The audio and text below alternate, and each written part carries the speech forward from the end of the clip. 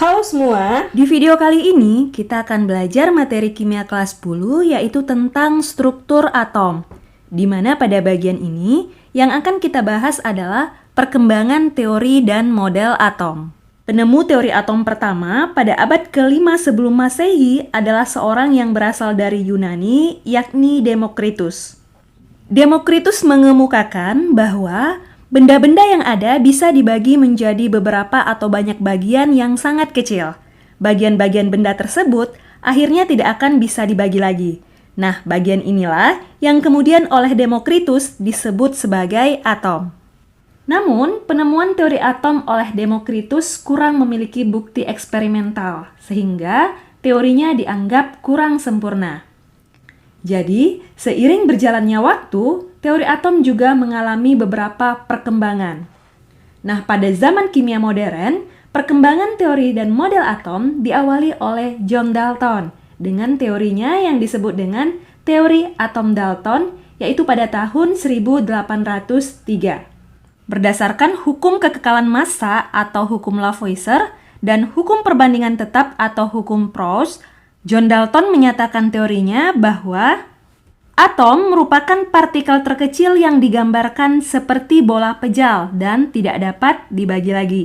Jadi model atomnya seperti ini ya.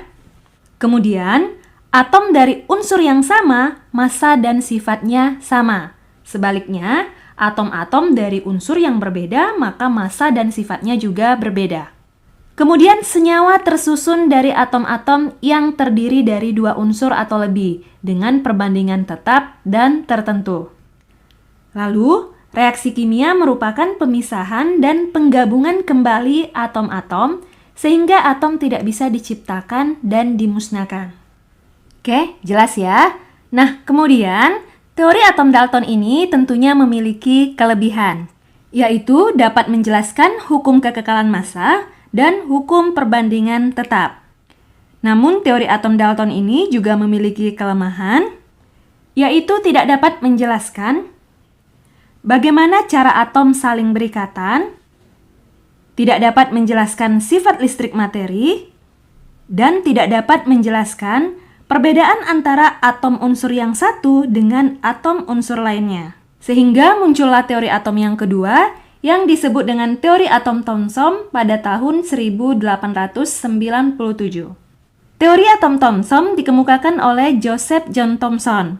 Berdasarkan percobaan sinar katoda, beliau menyatakan atom mengandung elektron yang bermuatan negatif dan elektron-elektron tersebut tersebar merata di dalam seluruh atom. Nah, atom itu sendiri diasumsikan berupa bola pejal yang bermuatan positif.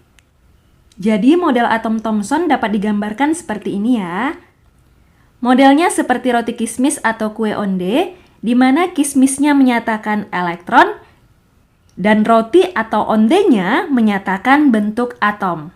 Sehingga model atom Thomson sering juga disebut dengan model atom roti kismis. Oke, kemudian kelebihan dari teori atom Thomson ini, khususnya dibandingkan dengan teori atom sebelumnya, yaitu ditemukannya partikel subatomik, yaitu elektron yang bermuatan negatif.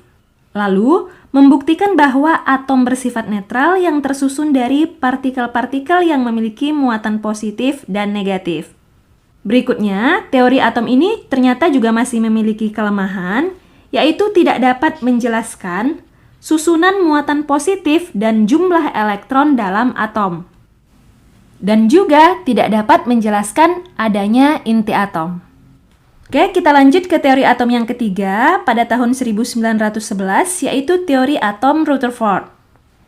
Teori atom Rutherford dikemukakan oleh Ernest Rutherford berdasarkan percobaan hamburan sinar alfa terhadap lempeng emas yang dilakukannya bersama kedua asistennya. Dari hasil percobaan tersebut, beliau menyatakan atom tersusun atas inti atom yang bermuatan positif dan elektron-elektron yang bermuatan negatif.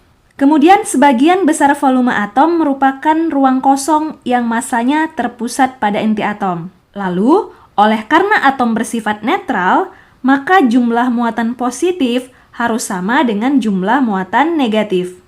Kemudian di dalam atom, elektron-elektron bermuatan negatif selalu bergerak mengelilingi inti atom. Jadi, jika digambarkan, model atom Rutherford bentuknya seperti ini ya. Nah, kelebihan dari teori atom Rutherford yaitu dapat memberikan kesimpulan bahwa atom terdiri dari inti serta elektron yang mengelilingi di mana satu sama lain terpisah oleh ruang hampa. Dan juga dapat menjelaskan pergerakan elektron di dalam atom. Kemudian kelemahannya tidak dapat menjelaskan kenapa elektron tidak pernah jatuh ke dalam inti atom sesuai dengan teori fisika klasik. Dan tidak dapat menjelaskan spektrum garis pada atom hidrogen. Oke, berikutnya teori atom yang keempat yaitu teori atom Bohr. Teori atom Bohr dikemukakan oleh Niels Bohr pada tahun 1913. Berdasarkan percobaan spektrum atom hidrogen, beliau menyatakan elektron beredar mengelilingi inti atom pada lintasan dengan tingkat energi tertentu yang disebut kulit atau orbit. Kemudian, selama beredar dalam lintasan stasioner tertentu, elektron tidak mengalami perubahan energi. Kemudian elektron dapat berpindah dari lintasan dengan tingkat energi rendah ke lintasan yang tingkat energinya lebih tinggi dengan menyerap energi. Sebaliknya, elektron dapat berpindah dari lintasan yang tingkat energinya lebih tinggi ke lintasan yang tingkat energinya lebih rendah dengan memancarkan energi. Nah, untuk model atomnya dapat digambarkan seperti ini ya. Di mana atom memiliki inti atom yang dikelilingi oleh elektron yang berada pada lintasan-lintasan tertentu yang disebut juga dengan kulit atom. Oke, kita lanjut ke kelebihan dari teori atom Bohr ini, yaitu dapat menjelaskan tentang spektrum atom hidrogen secara akurat, lalu dapat membuktikan adanya lintasan elektron untuk atom hidrogen. Nah, untuk kelemahannya, tidak banyak menjelaskan tentang spektrum warna dari atom yang memiliki banyak elektron, tidak dapat menjelaskan tentang adanya garis halus dalam spektrum hidrogen karena elektron dianggap sebagai partikel. Kemudian model atom Bohr memiliki nilai momentum sudut lintasan ground state yang salah, tidak bisa mengetahui intensitas relatif dari garis spektrum, dan tidak bisa menjelaskan atom selain atom hidrogen. Oke, sekarang kita lanjut ke teori atom yang kelima, yaitu teori atom mekanika kuantum atau teori atom modern. Pada teori atom modern, ada beberapa ilmuwan yang berperan. Yang pertama adalah Louis de Broglie. Pada tahun 1924, de Broglie menyatakan bahwa elektron yang bergerak mempunyai sifat-sifat gelombang, sehingga dapat disimpulkan bahwa elektron mempunyai dualisme sifat, yaitu bersifat materi dan bersifat gelombang. Kemudian, pada tahun 1926, pendapat ini dikembangkan lagi oleh Werner Heisenberg dengan asas ketidakpastian dan Erwin Schrödinger dengan teori persamaan gelombang, sehingga melahirkan teori atom modern, yaitu kedudukan elektron dalam atom tidak dapat ditentukan secara pasti. Yang dapat ditentukan adalah daerah kemungkinan atau kebolehjadian menemukan elektron terbesar yang disebut juga dengan orbital. Jadi, model atom modern dapat digambarkan seperti ini ya, yaitu ada inti atom dan ada orbital atau daerah kemungkinan terbesar menemukan elektron. Nah, hingga saat ini, teori atom modern merupakan teori paling mutakhir terkait atom. Oke, sekian dulu untuk penjelasan mengenai perkembangan teori dan model atom. Terima kasih. Wassalamualaikum warahmatullahi wabarakatuh.